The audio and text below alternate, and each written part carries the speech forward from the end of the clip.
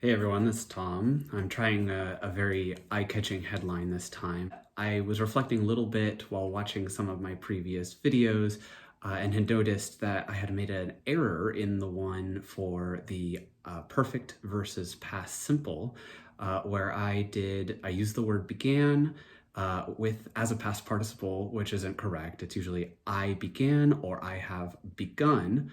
I said I have began, and at the time I didn't notice, but listening through it, I realized that error, and it made me realize that this is actually relatively common with present perfect or past perfect, where natives will use an incorrect version of a participle, potentially because the usage has changed over time, sometimes just because we're not used to using a certain word, and maybe in my case with begun, began, have begun. So I wanted to do one focusing simply on the errors that I commonly make, and even during this video, I may catch myself telling or saying the wrong one during the wrong time, so bear with me a little bit. I've got the cards back again. I didn't do any drawings though, so sorry. A lot of these are a little more abstract, so it's a little harder to draw pictures for. But I wanted to focus on kind of the wrong English versus the right English with some of these errors. Just to take one step back, I would classify English native errors into two broad groups. One would be like me saying I have began, where I realize now just by hearing myself saying it that it's wrong, that I should be using I have begun instead. These are errors a lot of English natives will make where we're just, our mind isn't running at full speed and we will have a slip of the tongue.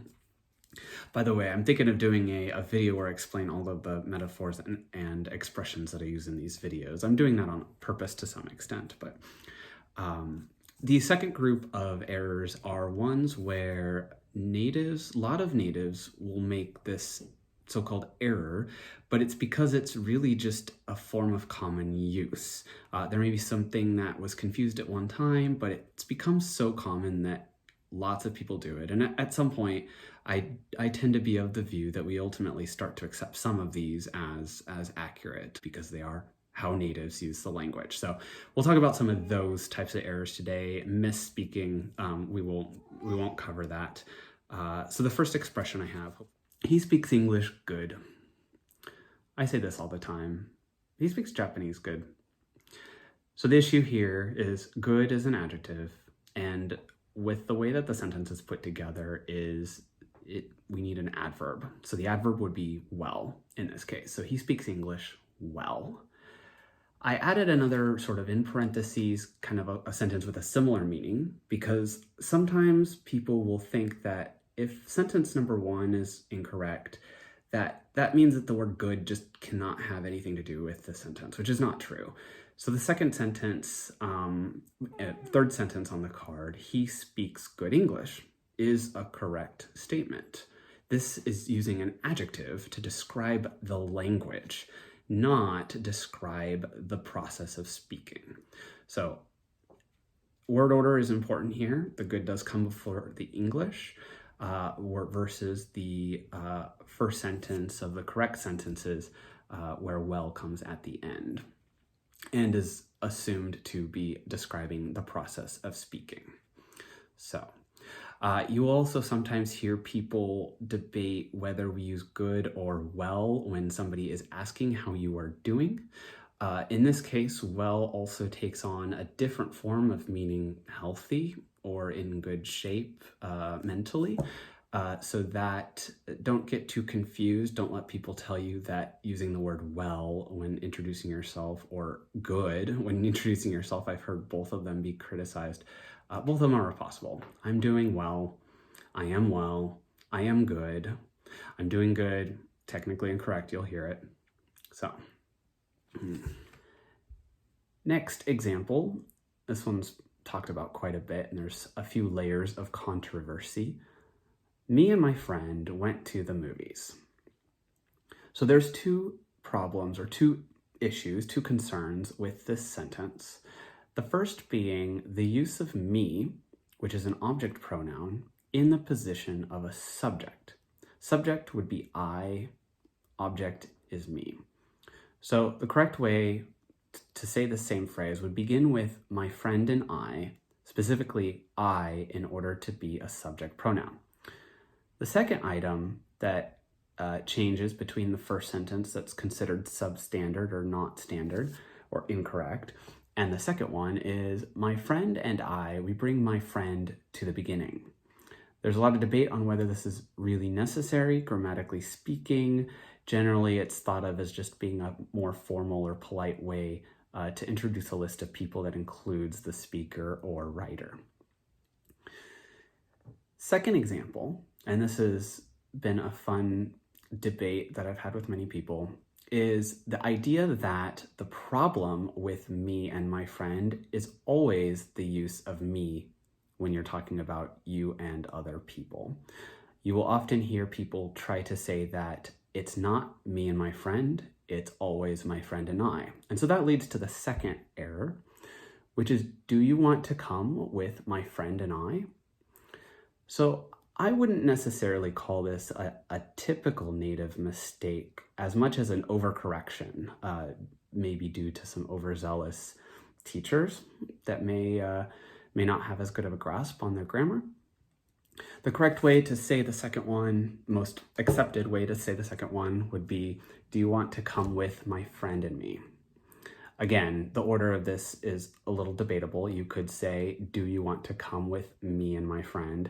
That sounds a little more natural to me. I would rather say that just because me is a bit shorter. Bring that first. But in general, when we follow the word with a object, such as me and my friend, it would be me, not I. I, again, is only when the individual, you, the speaker, are the subject. So there's another kind of funny thing I found while researching people's opinions on this, and this is when we just say simple short phrases such as, maybe your mom asks who wants to come to the grocery store when you're a kid, and your response is me, me, me, me, me. You could also say, I do, but seemingly this is another example of natives using me in sort of a subject position, but using the object pronoun me. So again, there's pages and pages on the internet about people debating which one of these two is correct. If you use I in this case, I would follow it with the verb. It just sounds a little bit more natural. So, who wants to come to the store? I do. Sounds perfectly fine. Who wants to come to the store? Me. Sounds perfectly fine. Who wants to come to the store? I. That sounds a little bit weird. There are people that will say that that is the most correct version, maybe next to I do. I do disagree with that. And like I said, there's a lot of debate. All right, next one is one of my favorites because I still sometimes am not sure which one I should be using. And that's, I could care less. This is one of my favorite things to tell people. I could care less. I don't care. The problem here is that the idea behind this expression is supposed to be that you care very little or not at all, and that it is impossible for that to become even worse. It is so bad how little you care, it can't get worse. So the correct expression is, I couldn't care less.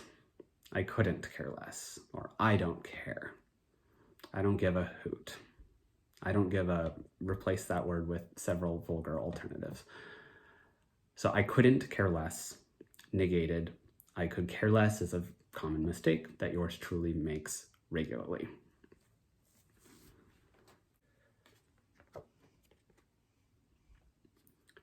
With regards to, I made this mistake while teaching a student, and the student asked me, what is the difference between with regards to and with regard to? And so I looked it up just to double check my understanding, thinking that with regard to was maybe incorrect. Turns out I was incorrect. With regards to is considered the incorrect statement, and with regard to is actually the correct way of saying this. So there's a couple things here. First of all, the word regards is generally a noun, meaning something like thoughts and wishes. Give him my regards, give him my well wishes, give him my thoughts and prayers, give him my regards. So this word, basically this is likely one of the sources of why natives, I'm not the only one, this is again a lot of people who have confused this. The word regards, meaning thoughts, wishes, consideration, somehow gets adopted into this phrase and is spoken regularly despite it being considered incorrect. The correct expression is with regard to, and I've written several synonyms here, and there's a reason for that. So the two that are pretty common, regarding or in terms of, can replace with regard to pretty easily. The last one is as regards. It's actually the first one, I think, from your point of view, but as regards, this is also likely a reason why some natives will say with regards to.